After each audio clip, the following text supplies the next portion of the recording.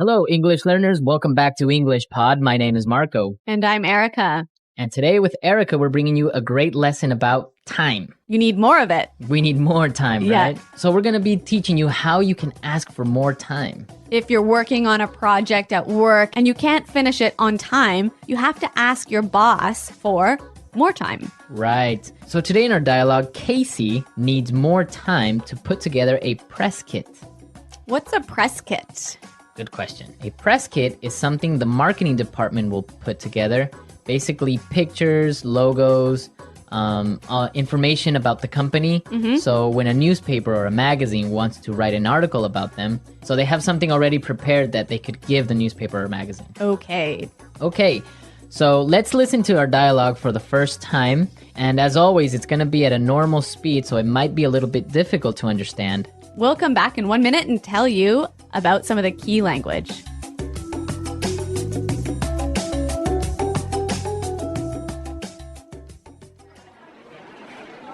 So, Casey, how are things going with the photos for the press kit?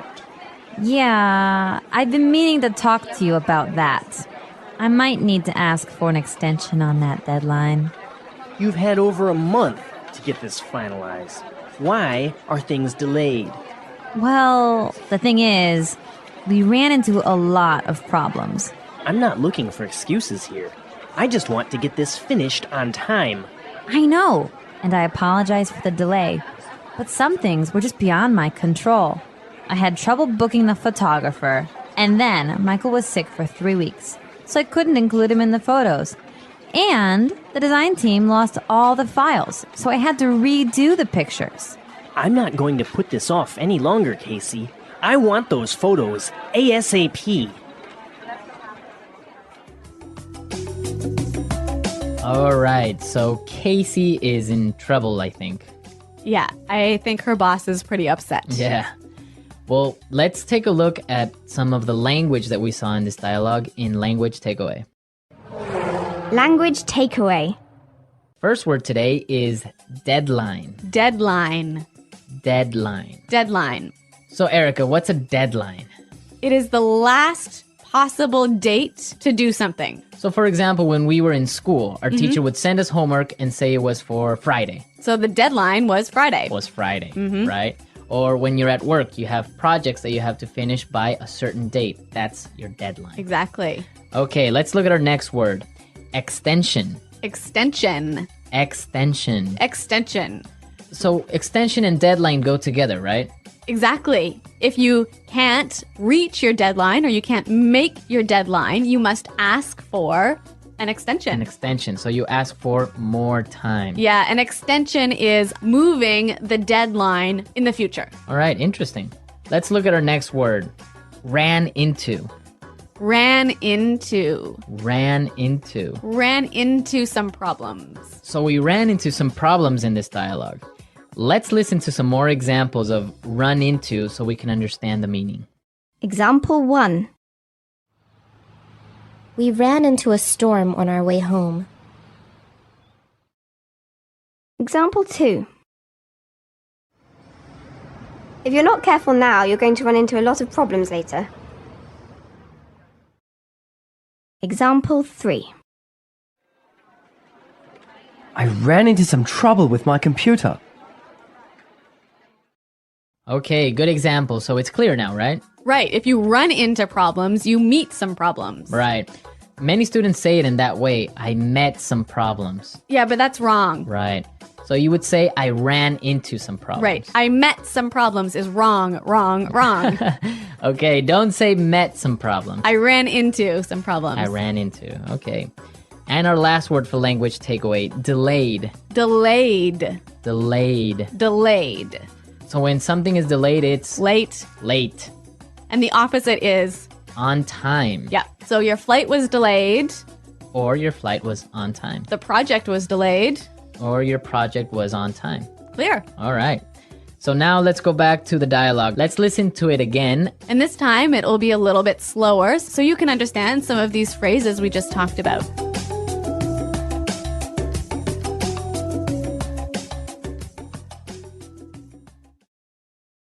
So So, Casey, how are things going with the photos for the press kit? Yeah, I've been meaning to talk to you about that.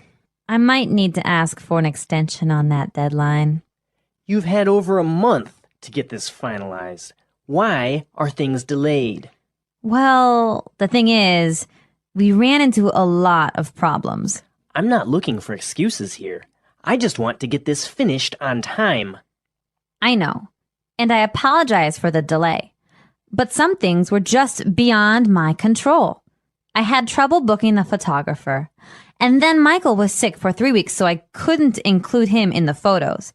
And the design team lost all the files, so I had to redo the pictures. I'm not going to put this off any longer, Casey. I want those photos ASAP.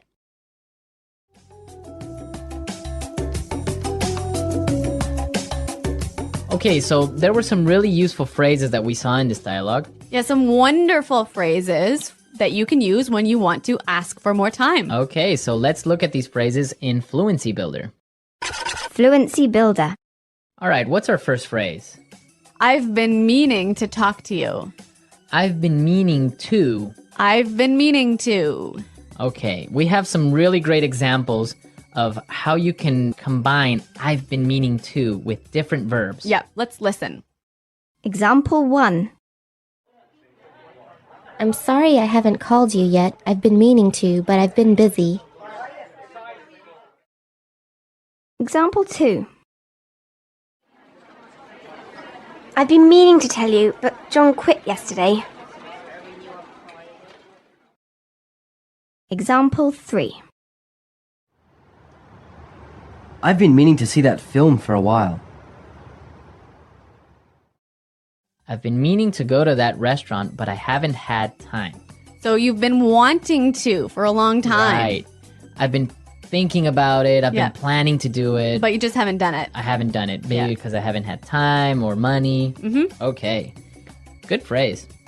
Our next phrase is beyond my control. Beyond my control. It's beyond my control. So it means that I can't control it.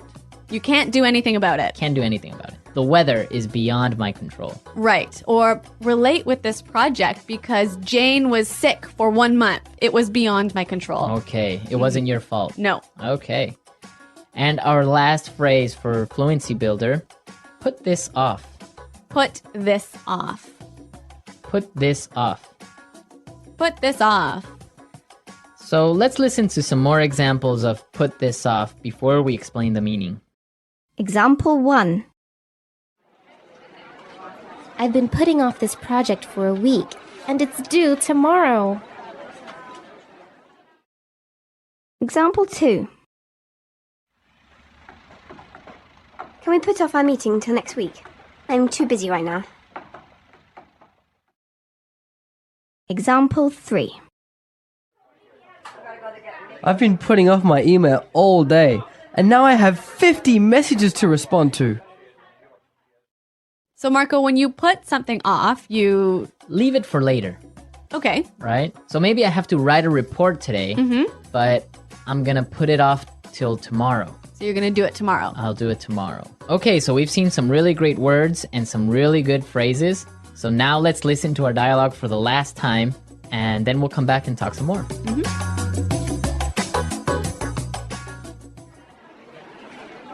So, Casey, how are things going with the photos for the press kit? Yeah, I've been meaning to talk to you about that. I might need to ask for an extension on that deadline. You've had over a month to get this finalized. Why are things delayed? Well, the thing is, we ran into a lot of problems. I'm not looking for excuses here. I just want to get this finished on time. I know, and I apologize for the delay. But some things were just beyond my control. I had trouble booking the photographer, and then Michael was sick for 3 weeks, so I couldn't include him in the photos. And the design team lost all the files, so I had to redo the pictures. I'm not going to put this off any longer, Casey. I want those photos ASAP.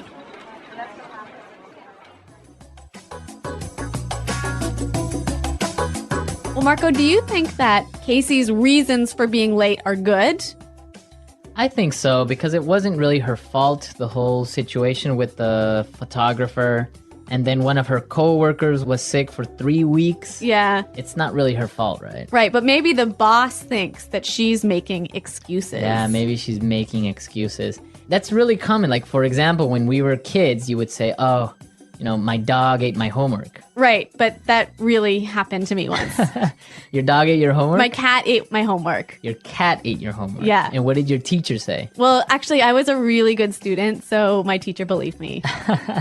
Well, my teacher wouldn't have believed me. Really? No, she would have called my parents most likely. Yeah. Well, my cat really did eat my homework, and I just left it on the table, and it chewed it all up. That's weird. Why would your cat do that? I don't know. A lot of weird excuses out there. Yeah. I was abducted by aliens. Uh-huh. My mom accidentally mailed my homework to Africa. Really? Yeah, This happened to you? Creative writing. Okay. Creative excuses. And now it's time to listen to a story that's full of real-life English you can use. Trust me, it's going to be helpful, practical, and interesting. So here's what happened. I was assigned an important task at work, creating a press kit for our company's new product launch. If you've never heard of a press kit, it's basically a package of photos, company info, logos, and key messages that we send to media people like journalists or bloggers. It helps them write accurate stories about our business. I had 1 full month to finish it, which sounded like plenty of time. But let me tell you, things didn't go as planned. At first, I told myself, I've been meaning to get started, but every day I put it off. That's a common problem, right? To put something off means to delay it or do it later. We all do it sometimes, even when we know we shouldn't. Soon, a week had passed, then 2 weeks. I finally began arranging the photo shoot, but I ran into unexpected problems.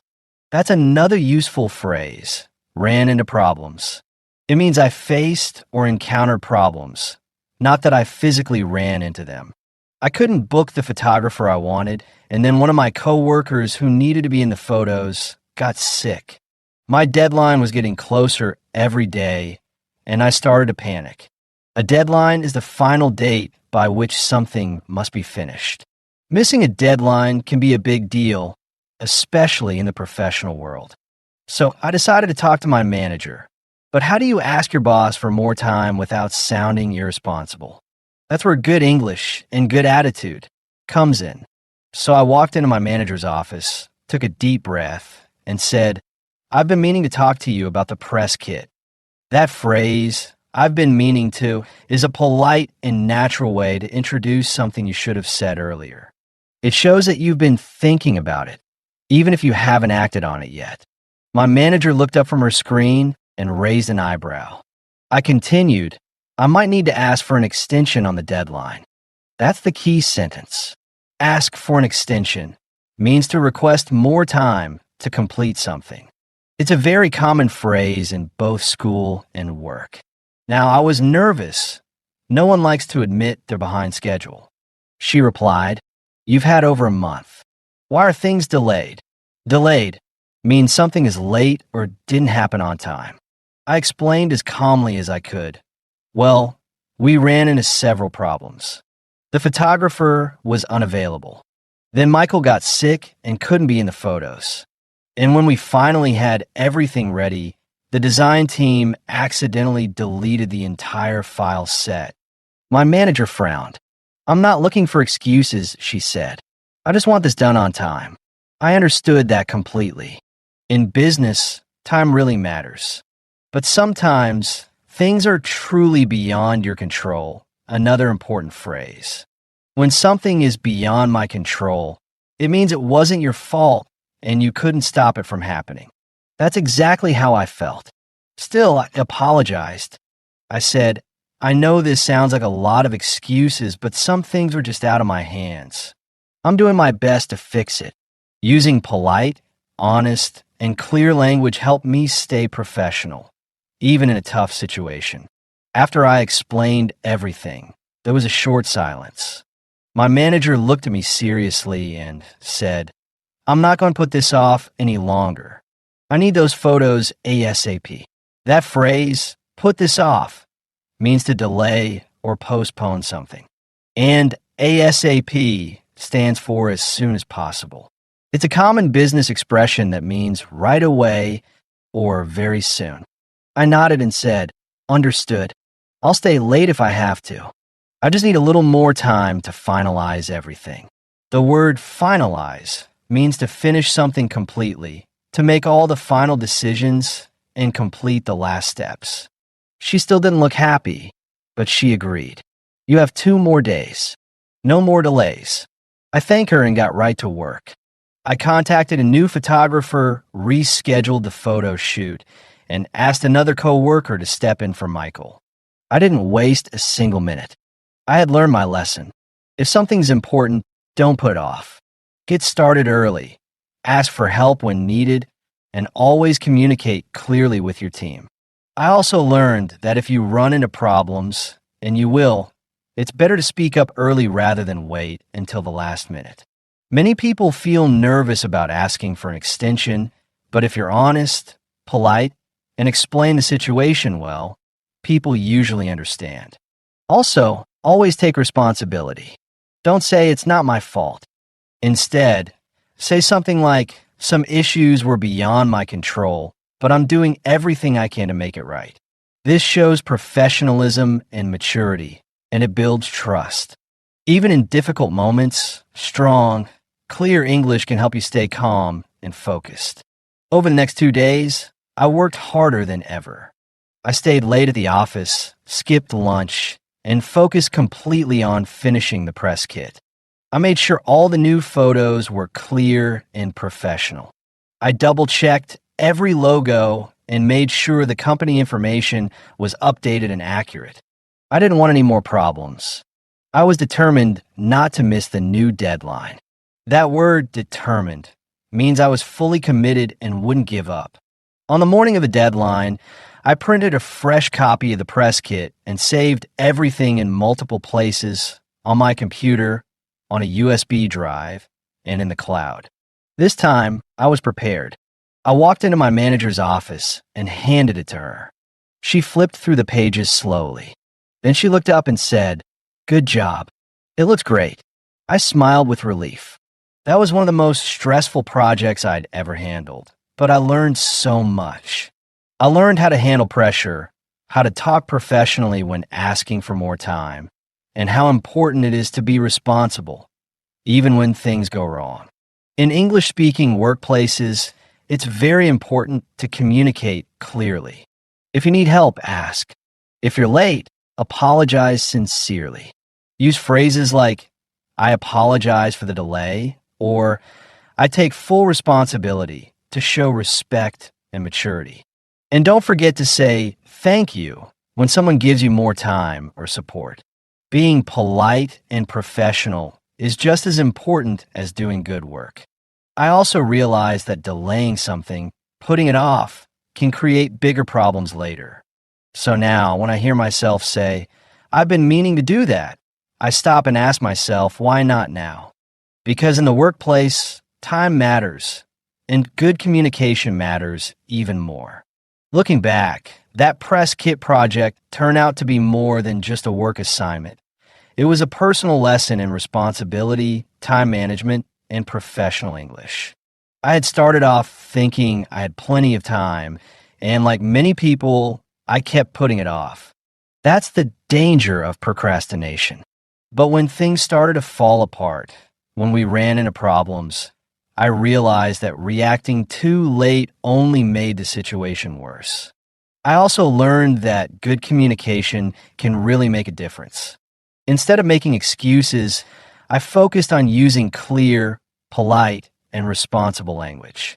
Phrases like, "I've been meaning to talk to you. I'd like to ask for an extension," and "this was beyond my control," helped me explain my situation in a calm, professional way.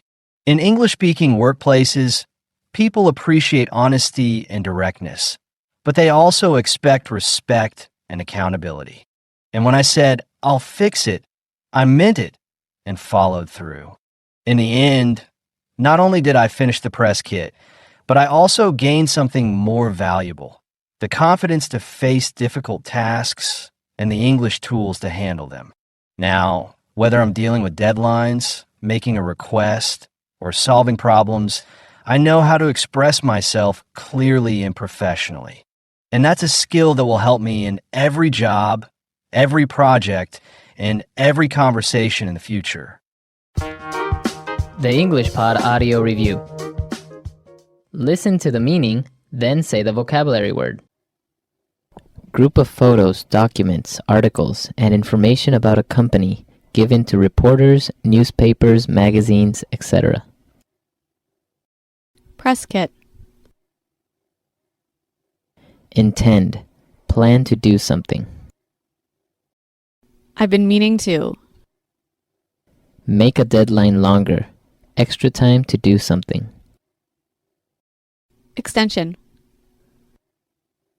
The date when something must be finished. Finish. Decide all the details. Finalize. Late. Delay. Meet or encounter. Run into. Not able to control something. Beyond someone's control. Plan to do something later. Put something off. Let's try that faster. Meet or encounter. Run into. Not able to control something. Beyond someone's control. Meet or encounter. Run into. Finish. Decide all the details. Finalize. Not able to control something. Beyond someone's control. Meet or encounter. Run into. Not able to control something. Beyond someone's control. Plan to do something later. Put something off. Meet or encounter. Run into. The date when something must be finished. Make a deadline longer. Extra time to do something. Extension. Plan to do something later. Put something off. Make a deadline longer. Extra time to do something. Extension. Group of photos, documents, articles, and information about a company given to reporters, newspapers, magazines, etc. Press kit. Not able to control something. Beyond someone's control. Make a deadline longer. Extra time to do something. Extension. Late. Delay. Plan to do something later. Put something off. The date when something must be finished. Now say the word and hear it in a sentence. Press kit. Our company press kit includes a CD with the list of our products. I've been meaning to.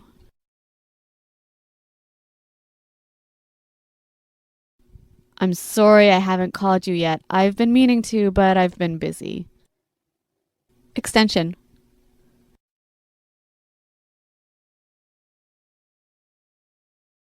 This project is due on Thursday, but I'll ask for an extension and finish it on Monday.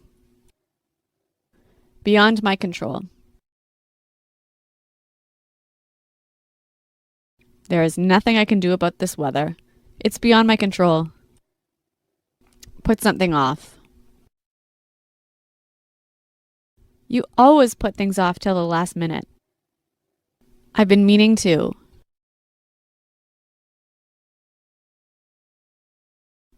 I'm sorry I haven't called you yet. I've been meaning to, but I've been busy. Extension.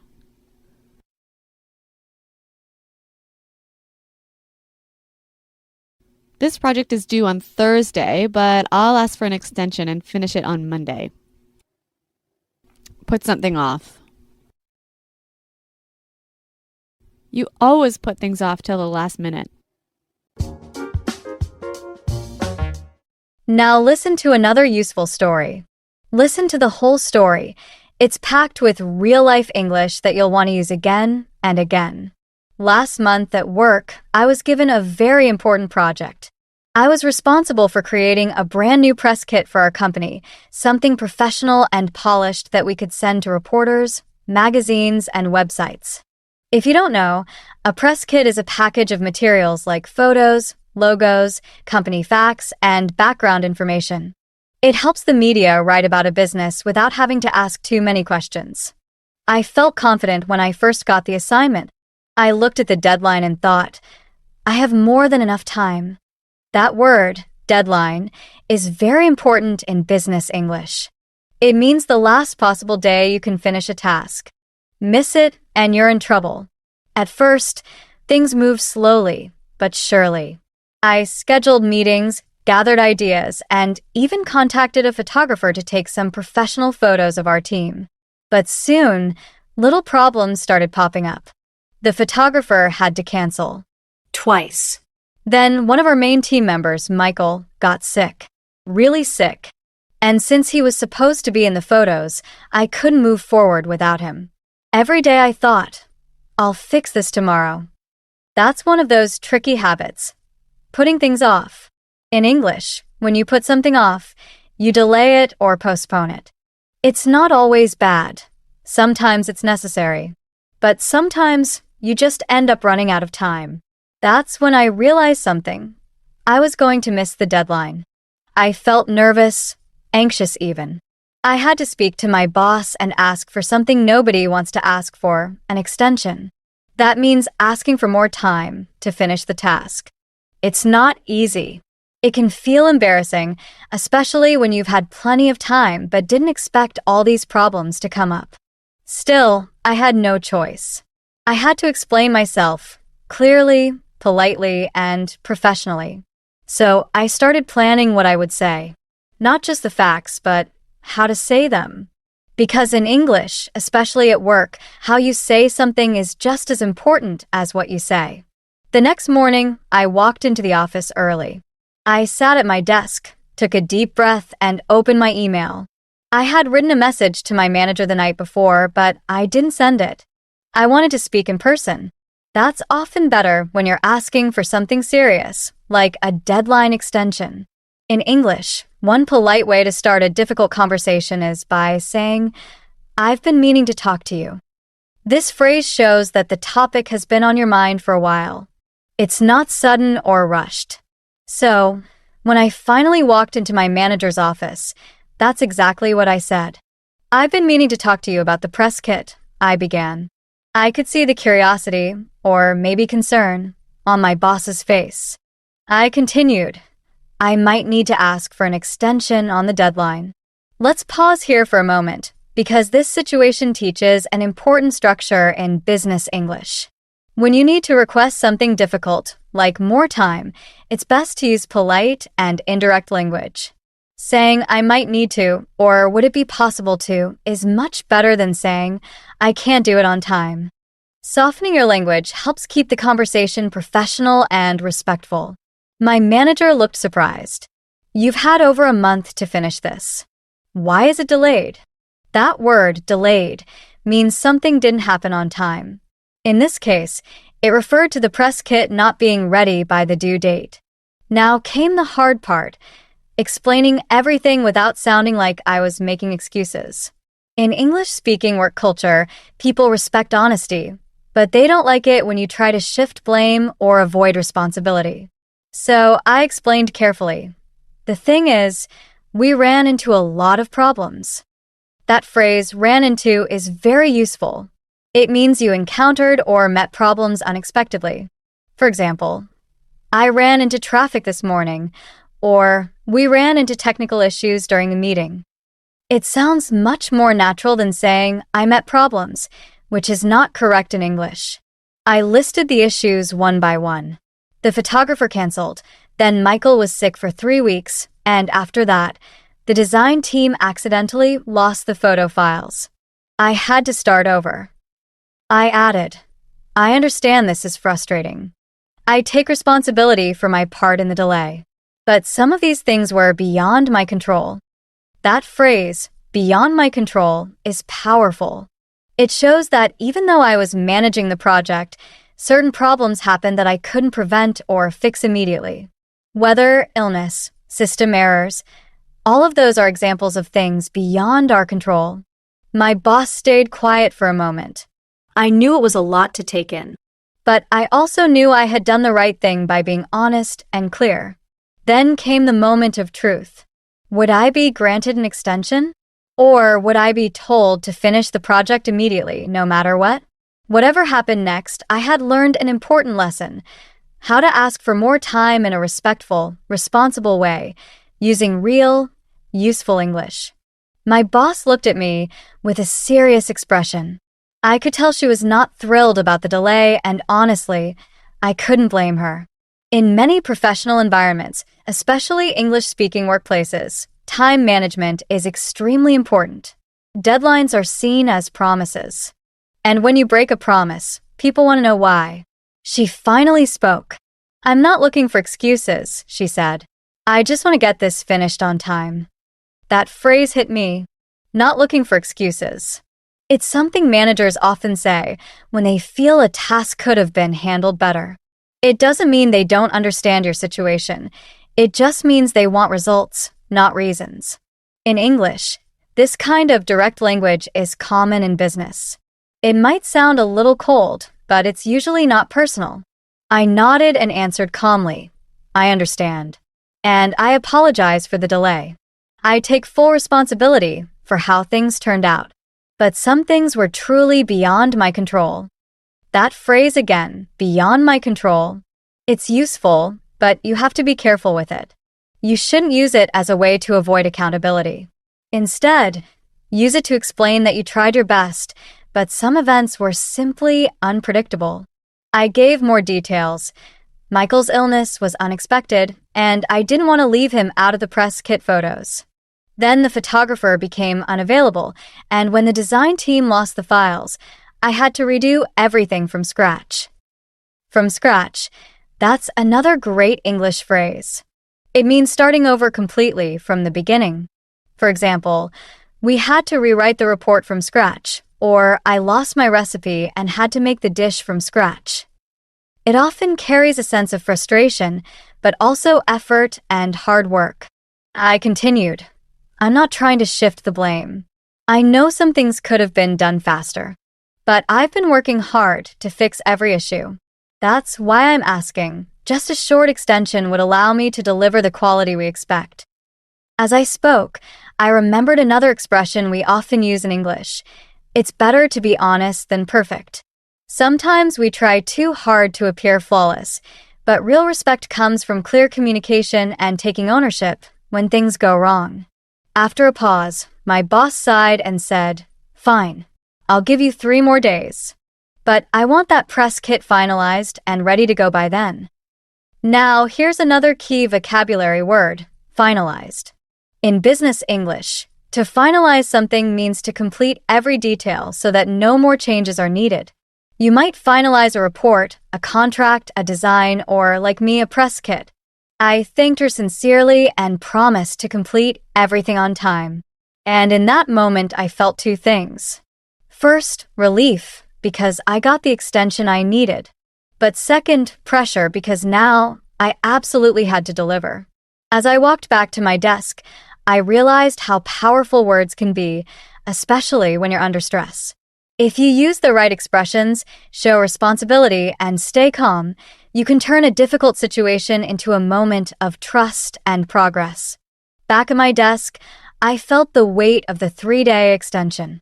It wasn't much time, but it was enough if I stayed focused. No more delays. No more distractions. I needed to put the press kit together and finalize every part of it. Let's take a moment to talk about that word again, finalize. It's used a lot in formal English to describe the last step of a task. In conversation, someone might say, "I just need to finalize the design," or "We haven't finalized the guest list yet." It means everything must be checked, approved, and ready for use. I started by calling the photographer again. This time, he was available, thank goodness. We arranged a quick photo session for the next morning. I also reached out to Michael, who was finally back at work and ready to help. He agreed to be in the photos, no problem. Next, I contacted the design team. I needed them to work with me closely and avoid any more errors. We used a shared folder to save every new file immediately. No more lost documents. No more repeating steps. I even backed everything up on a USB drive just in case. There's a great English expression for situations like this. Better safe than sorry. It means it's smarter to be careful now than to deal with a problem later. It's a common phrase used both at work and in daily life. For example, I brought an umbrella. It's not raining, but better safe than sorry. I was moving fast, but I didn't want to rush through the work. That's a mistake people often make when they're behind schedule. They panic and cut corners. But in English-speaking workplaces, quality matters just as much as speed. If you turn in something sloppy, people remember. So I told myself, stay calm, stay clear, stay committed. By the end of the day, I had a detailed plan. Photos would be taken in the morning, edited by noon, and inserted into the press kit by evening. The layout would be reviewed and corrected the next day, and I'd send the final version by the end of the third day. I knew I couldn't afford to put this off. That phrase is so important. Put something off means to delay it until later. And in my case, later wasn't an option anymore. I had already delayed enough.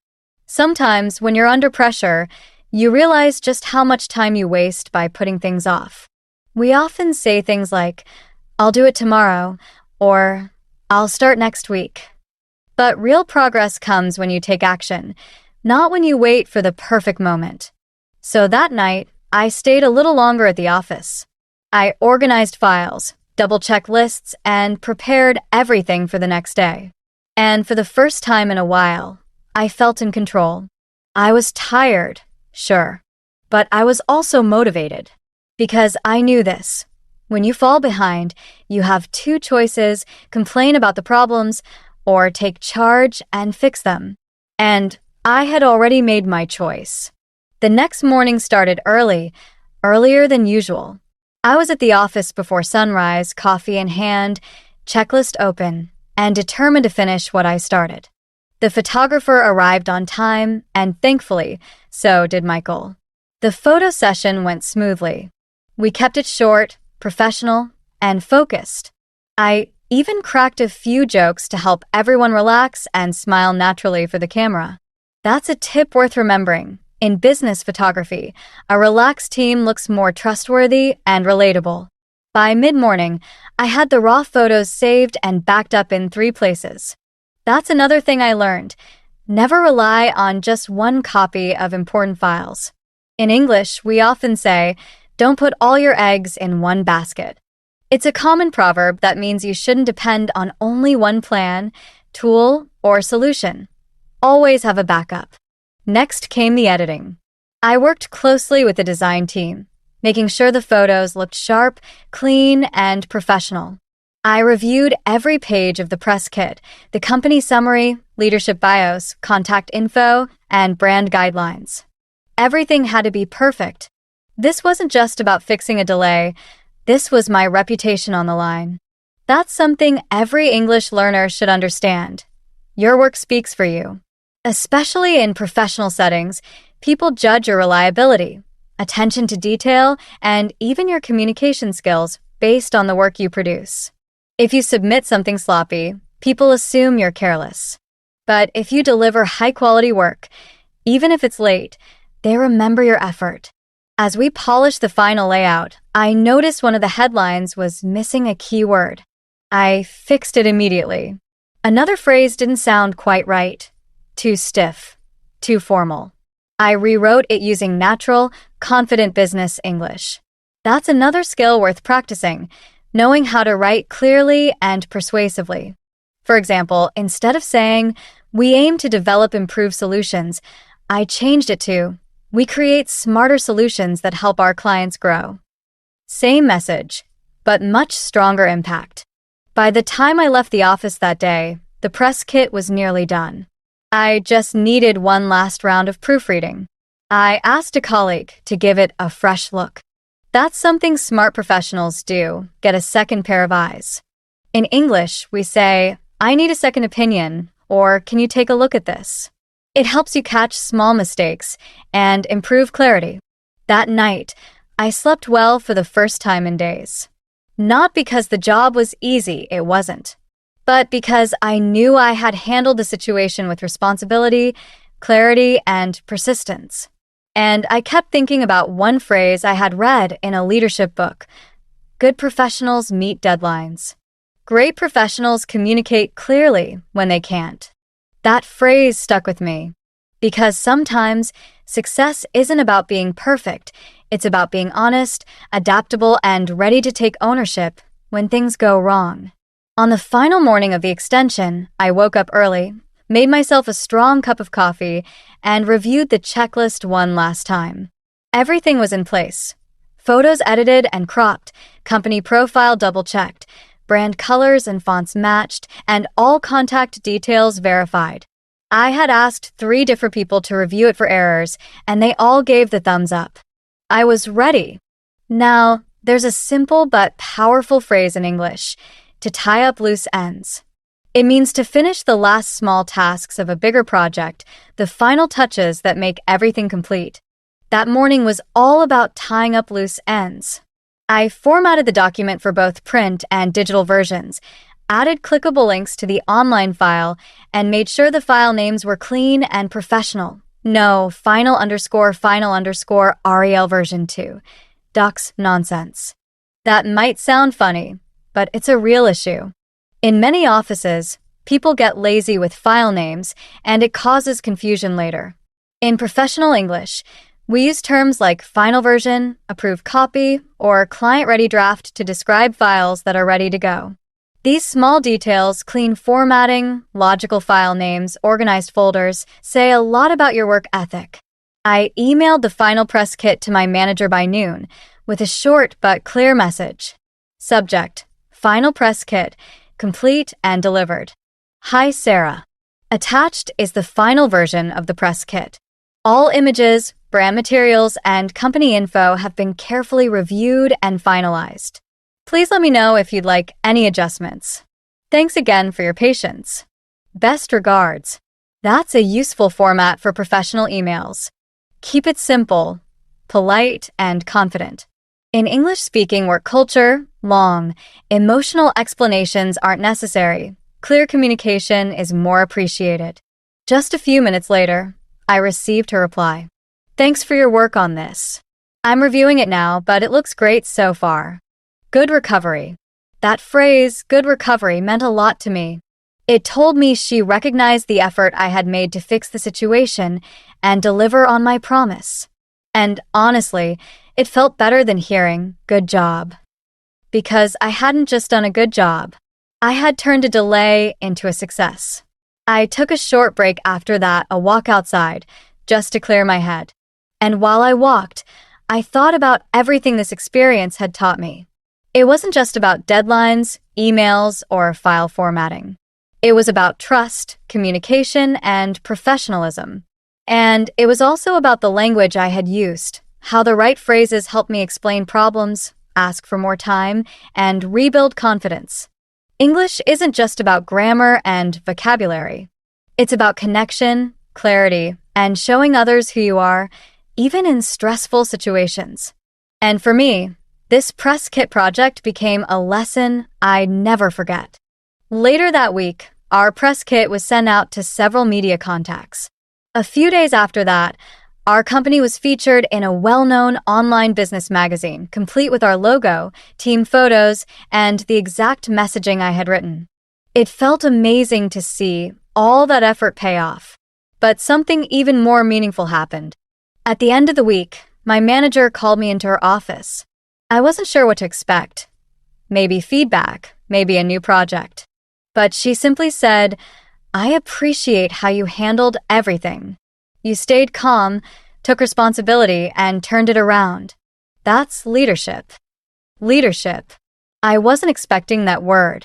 After all, I was just trying to meet a deadline. But it made me realize something important. How we respond to challenges can sometimes matter more than the challenge itself. That's something I want every English learner to understand. In English-speaking workplaces, people notice not just the mistakes you make, but how you handle them. Do you communicate clearly? Do you show accountability? Do you look for solutions instead of blaming others? Phrases like, I take full responsibility, or this was beyond my control, but here's what I'm doing to fix it, are powerful. They show maturity and professionalism. And when spoken sincerely, they can turn tension into trust. After that meeting, I started paying more attention to the language people use at work, how they handle delays, problems, and pressure. Some people panic. Others stay quiet. But the most effective professionals? They speak up, stay clear, and focus on solutions. Here are some real-life phrases I heard in meetings. Let me walk you through what happened. This means I'll explain the situation clearly, step by step. Here's where we got off track, and here's how we're adjusting. A polite way to say something went wrong, and now we're fixing it. I'll take the lead on this, and I'll keep everyone updated. A great way to show leadership without waiting for someone else to step up. You see, learning English isn't just about knowing words. It's about knowing how to use them in real situations. And one of the best places to learn is in the middle of a challenge. After the press kit success, I felt more confident, not just in my job, but in how I communicated. I started helping other team members write clearer emails, structure their presentations, and respond more professionally during meetings. And I realized something. Sometimes, your biggest mistakes can become your biggest lessons if you learn how to talk about them the right way, especially in English. Looking back, that single project, just one press kit, taught me far more than I expected. Not just about marketing or deadlines, but about communication, leadership, and the true power of words. At the start, I was nervous, unsure, and overwhelmed by unexpected problems. But through it all, I discovered how important it is to speak with honesty, to choose the right expressions, and to stay calm even when things feel out of control. In English, we have so many expressions for these moments. Ask for an extension, run into problems, something was beyond my control, put something off, finalize the project, tie up loose ends. But they're more than just phrases, they're tools. Tools that help you manage work, build trust, and respond to challenges with confidence. And here's something else. When you use these expressions in real situations, they don't just help you sound fluent. They help you think more clearly. They guide your behavior. They give you the language to act like a professional, even when the pressure is high. That's why I always tell people, don't just study English for tests or grammar points. Learn the kind of English that helps you explain delays, solve problems, make a good impression, and stay calm when things go wrong. Because at the end of the day, being successful in an English-speaking environment isn't about being perfect, it's about being prepared. And language is your preparation. Since that project, I've handled other deadlines, bigger clients, tighter timelines, and yes, more unexpected problems. But I always remember what I learned during that press kit challenge. Be honest, be clear, take action, and use your words wisely. And now, whenever a new team member joins or a colleague faces a delay, I'm often the one they come to for advice. Not because I'm an expert, but because I've been there. I know what it feels like, and I know how to talk about it. So whether you're working on a school assignment, a work report, or any big task in life, remember the phrases, the mindset, and the message. You don't need perfect timing. You need thoughtful communication, responsible action, and the right language. Thank you for being a part of English Smart Podcast. Keep learning, keep growing, and keep using your English like a true professional. The English Pod Audio Review. Listen to the meaning, then say the vocabulary word. Group of photos, documents, articles, and information about a company given to reporters, newspapers, magazines, etc. Press kit. Intend. Plan to do something. I've been meaning to. Make a deadline longer. Extra time to do something. Extension. The date when something must be finished. Finish. Decide all the details. Finalize. Late. Delay. Meet or encounter. Run into. Not able to control something. Beyond someone's control. Plan to do something later. Put something off. Let's try that faster. Meet or encounter. Run into. Not able to control something. Beyond someone's control. Meet or encounter. Run into. Finish. Decide all the details. Finalize. Not able to control something. Beyond someone's control. Meet or encounter. Run into. Not able to control something. Beyond someone's control. Plan to do something later. Put something off. Meet or encounter. Run into. The date when something must be finished. Make a deadline longer. Extra time to do something. Extension. Plan to do something later. Put something off. Make a deadline longer. Extra time to do something. Extension. Group of photos, documents, articles, and information about a company given to reporters, newspapers, magazines, etc. Press kit. Not able to control something. Beyond someone's control. Make a deadline longer. Extra time to do something. Extension. Late. Delay. Plan to do something later. Put something off. The date when something must be finished. Now say the word and hear it in a sentence. Press kit. Our company press kit includes a CD with the list of our products. I've been meaning to.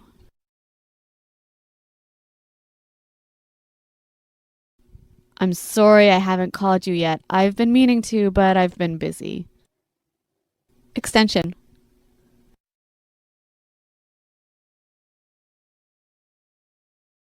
This project is due on Thursday, but I'll ask for an extension and finish it on Monday.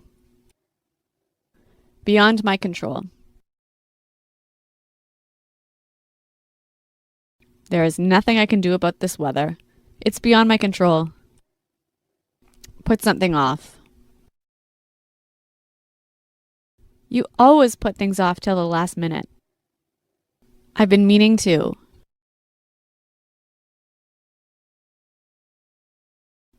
I'm sorry I haven't called you yet. I've been meaning to, but I've been busy. Extension.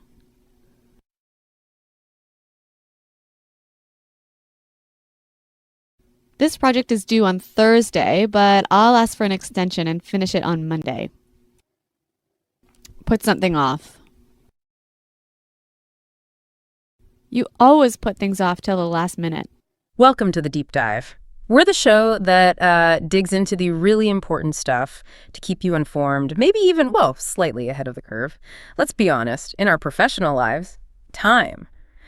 It feels like the one thing we never have enough of, right? Definitely. It's always slipping away. And we've all been there, that moment when a big project deadline is staring you down and, despite your best efforts, you just know you're going to need more time. Mm-hmm.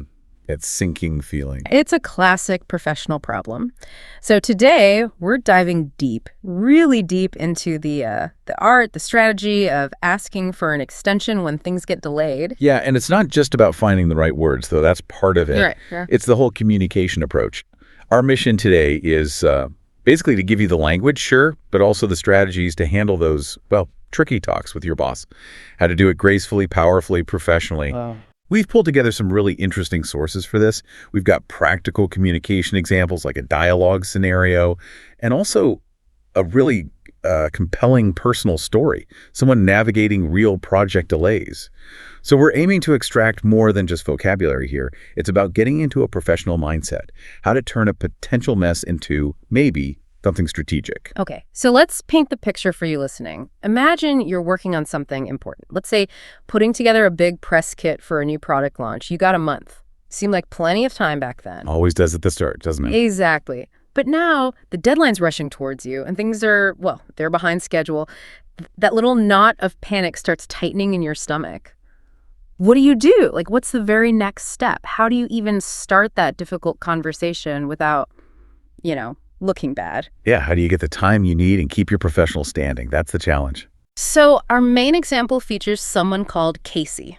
She's in exactly this spot, tasked with pulling together all the bits and pieces, the visuals, the text for a really crucial press kit. And, time is slipping away. And just so we're all on the same page, a press kit. Yeah. It's not just like a folder with some photos. Right. It's a carefully put together package. Think approved pictures, logos, maybe bios of the key people, company background. All prepared by marketing or PR. It's for the media. Newspapers, magazines, bloggers, analysts, anyone who might write about the company. So it's pretty important for controlling the message. Exactly. It helps make sure the company looks consistent, accurate. It gives reporters what they need easily. Missing the deadline for that, it can mess up a product launch, impact how people see the company. Yeah. Real consequences. Okay, so Casey's boss finds out, and the reaction is quick. And like you often see in these high-pressure situations, very direct. Something like, you've had over a month to get this finalized. Why are things delayed? Oof. Straight to the point. Yeah, and then followed up with, look, I'm not looking for excuses here. I just want to get this finished on time. Wow. Okay, so that's a pretty standard, tough workplace moment, isn't it? Mm-hmm. No beating around the bush. Cuts right through. And you see the tension there, right? Around timelines. Yeah. The manager isn't just asking what went wrong. They're kind of questioning the planning, the accountability. So how Casey replies now is absolutely critical. It's not just about defining terms like deadline. We all know what that is, the last possible date. Sure. But dealing with a missed deadline proactively, that's about managing how people see you, protecting your professional reputation, not just fixing the problem. And if you know you can't hit that deadline, your first thought is usually extension. Right. But it's more than just, can we move the date? Asking for an extension the right way shows you recognize there's a problem, but you also have a plan. Exactly. You're aware of the impact and you're trying to, get ahead of it, not just hoping nobody notices. Which never works. Never. And often, why do you need that extension? Because you've run into problems. Now, this phrase is interesting. It's not just that you met problems. It suggests something unexpected, maybe difficult, popped up. Like hitting a roadblock you didn't see coming? Precisely. It implies unforeseen issues, not necessarily bad planning. Maybe a supplier let you down, or a key team member got sick suddenly, or, the system crash. How you explain running into these problems, making it clear they're not just excuses, that's where the real professional skill comes in. And when those problems hit, your project gets delayed. Simple word means late. Yeah. But in professional chat about delays, you might subtly distinguish why. Was it internal stuff, like we didn't have enough people, or the project scope changed? Or external things, like that supplier issue, or maybe new regulations popped up. Right. Pinpointing the cause helps you frame your apology and your plan. It shifts the talk from whose fault is this to, okay, how do we fix it? So, okay, we get the basic words. Deadline, extension, run into problems, delayed. But just knowing the words isn't enough, is it? Not at all. There are specific phrases that work, like strategic tools. They make these tough conversations go a bit smoother, show you're thinking ahead, not just reacting. Like conversational lubricants. Kind of. And a big part of this is how you even start the conversation, pre-framing it. Our first key phrase here is, I've been meaning to talk to you. Ah, okay. Sounds polite. It is polite and natural, but it's also smart. It subtly tells your boss, this isn't some sudden panic. You've been thinking about this, monitoring the situation. It suggests you're initiating the discussion proactively, not because you got caught. Sets a much more responsible tone right away. That makes sense. And then sometimes things happen that are genuinely beyond my control. Yes, a crucial phrase. It clearly states these factors were outside your influence, but you have to use it carefully. How so? It can't sound like you're just dodging blame.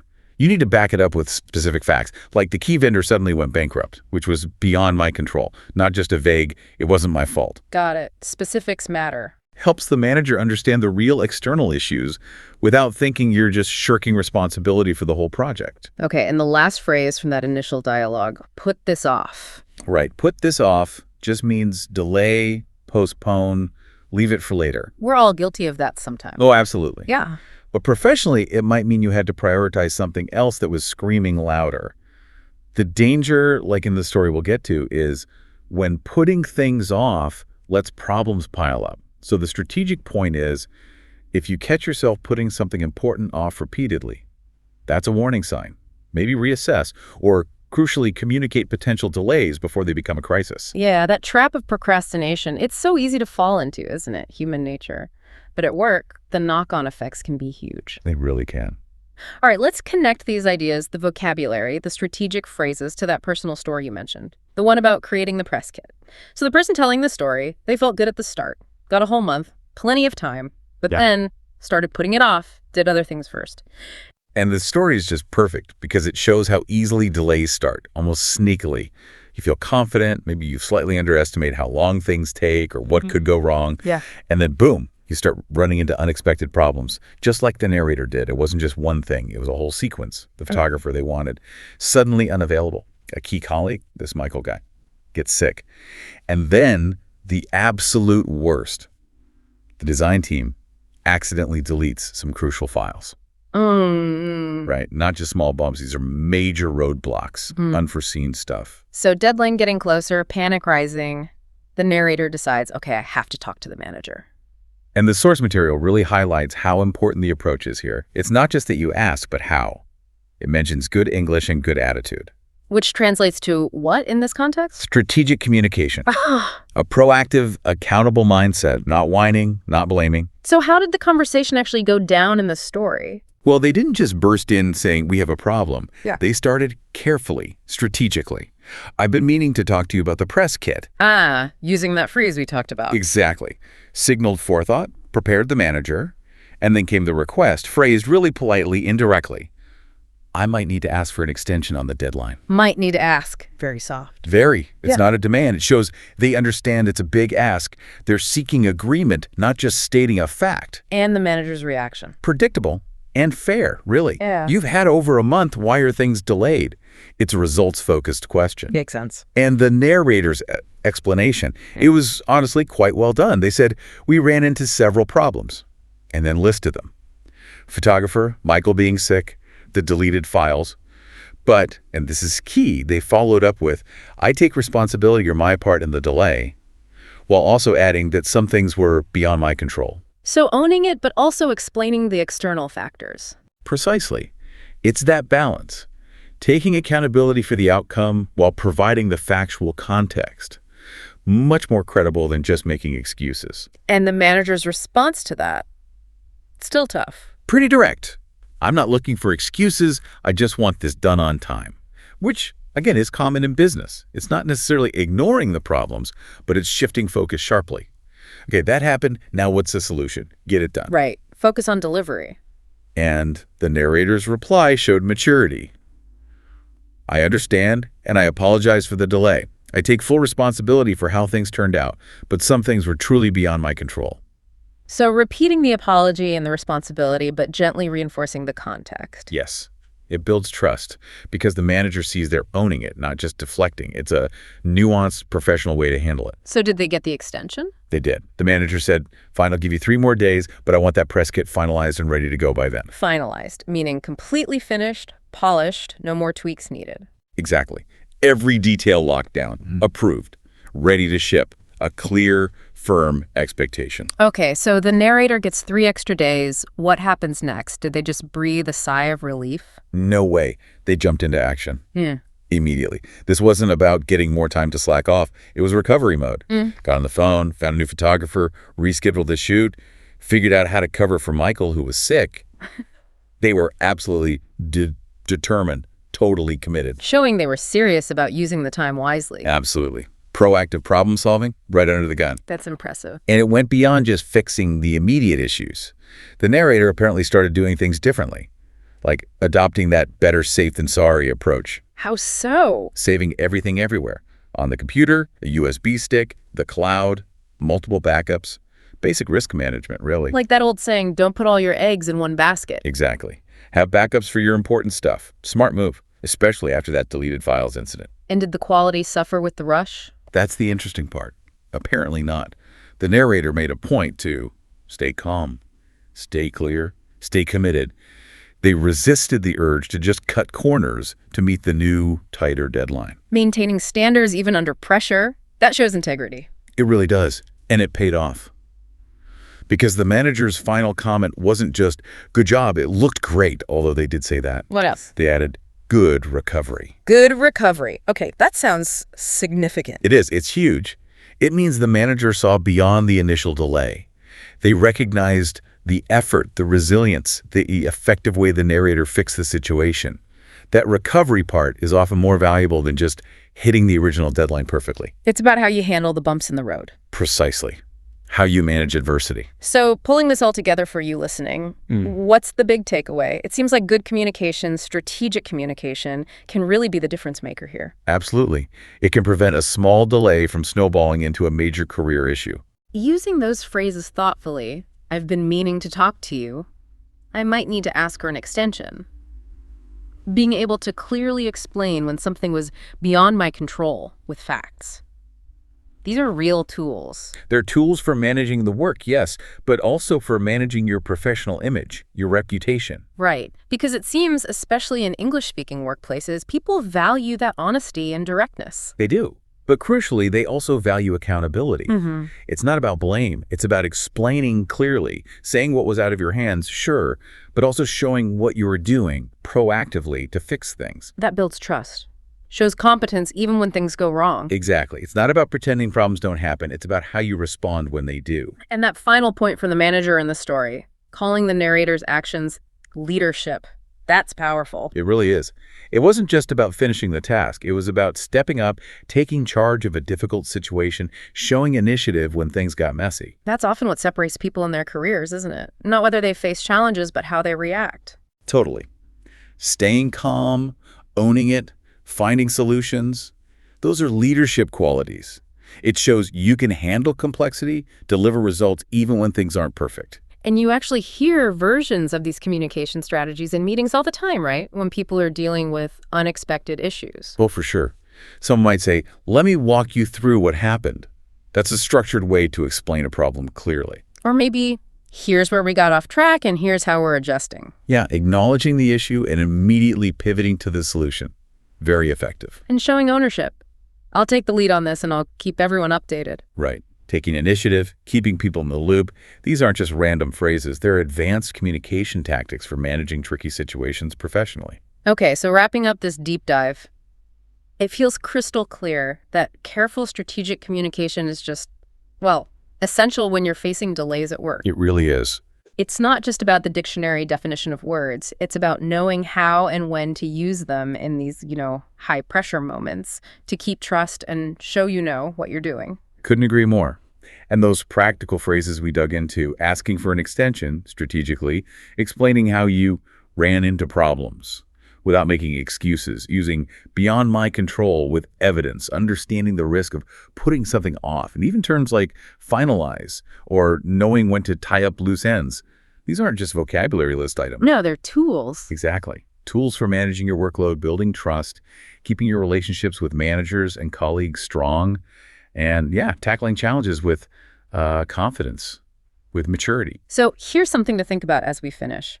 Maybe professional success isn't really about never hitting a snag, never missing a deadline. Maybe it's more about how you handle it when you inevitably do. It comes down to thoughtful communication, taking responsible action, and having the right language and the right mindset ready when things get tough. Well said. Hopefully this deep dive has given you some of that language, some of those strategies, so you can act like a leader even when the pressure cooker's on high. Use them wisely. It can really strengthen how people see you professionally. You know that feeling, right? You've got a huge project, the clock is ticking, and there's this sinking feeling in your stomach that you're just not going to make it on time. We have all been there.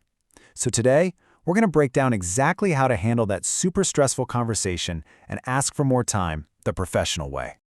I mean, have you really felt it, that knot in your stomach? It is for sure one of the most stressful situations you can face at work. But here's the thing, how you communicate in that exact moment can change everything. It can turn what feels like a failure into a chance to actually build trust with your manager.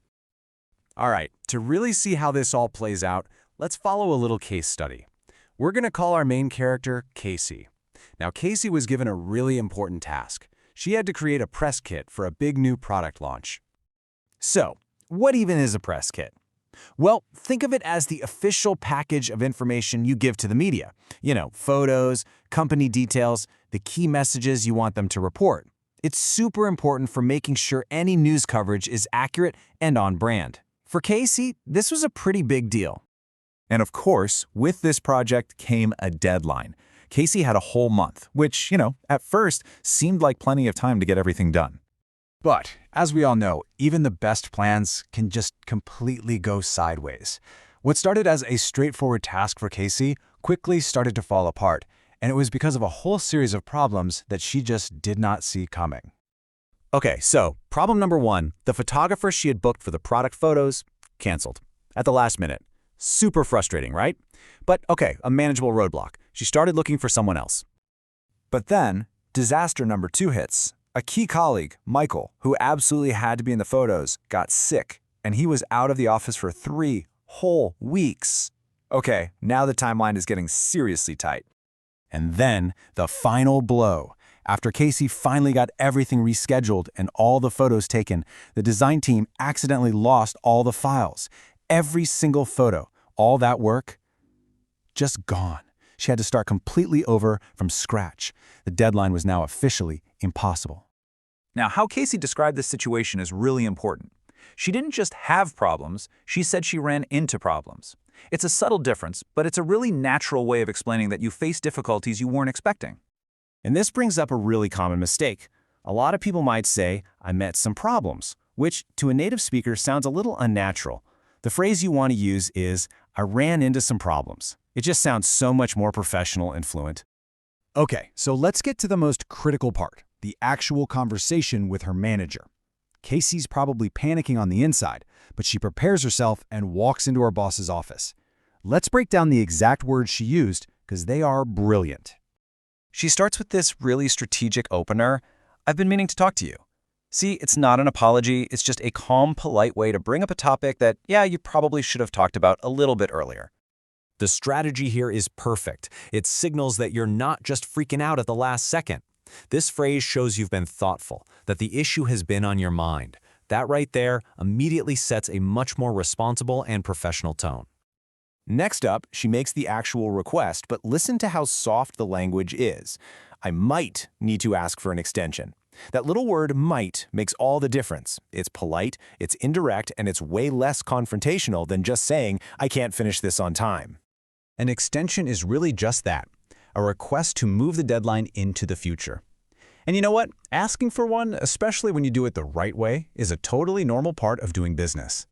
So when her manager, pretty understandably, asked why things were running late, Casey explained the whole situation, the photographer, the sick colleague, the lost files, and she used this key phrase. She wasn't making excuses or blaming anyone, she was simply stating a fact. Using beyond my control is so powerful, it shows you're taking ownership of the situation. But it also clarifies that you face circumstances you just couldn't have prevented, like someone getting sick or a major tech failure. It basically separates bad luck from bad planning. Casey's whole approach here really gives us a playbook for how to turn a delay into a moment where you can actually build trust. It's not just about the words you say, but the whole professional strategy behind them. So Casey's approach gives us this clear 4-step playbook. It all starts with speaking up early. You got to be honest and direct, and this is crucial. Explain why something happened, but don't make excuses.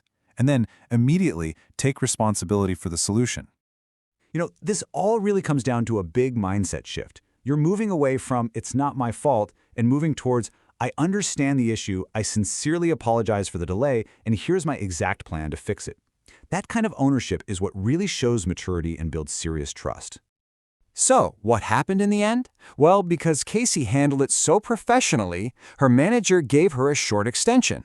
Casey worked like crazy, and she delivered an amazing, high-quality press kit. But the most important piece of feedback she got came after the project was totally done. Her manager didn't just say, "Good job." She looked right at Casey and said 2 words, "Good recovery." Now, that might sound really simple, but trust me, it carries a much, much deeper meaning. Honestly, good recovery might be one of the best compliments you can ever get at work. It says, yeah, I know things went wrong, but I saw how you handled it. It celebrates your resilience, your problem-solving skills, and your commitment to making things right. It proves you can be trusted, especially when the pressure is really on. And that brings us to our final takeaway. Just think about it for a second. Whether it's about a deadline or a project or maybe just needing a little help, what's one conversation you've been kind of putting off? You know, the one you've been meaning to have. Maybe today's the day to just handle it, professionally, of course.